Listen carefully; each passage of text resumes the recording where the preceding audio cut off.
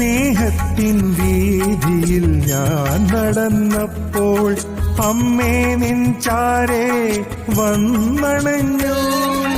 സഹനത്തിൻ മുള്ളുകൾ ഈ സ്നേഹമെന്നു അമ്മേ ഞാനിന്നു തിരിച്ചറിഞ്ഞു. ആ സ്നേഹത്തിൻ വാതിലിൽ ഞാനണഞ്ഞു.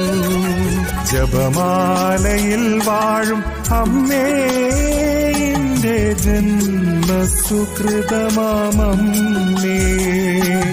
നിൻ പദതാരിൽ ഞാനണയുന്നു.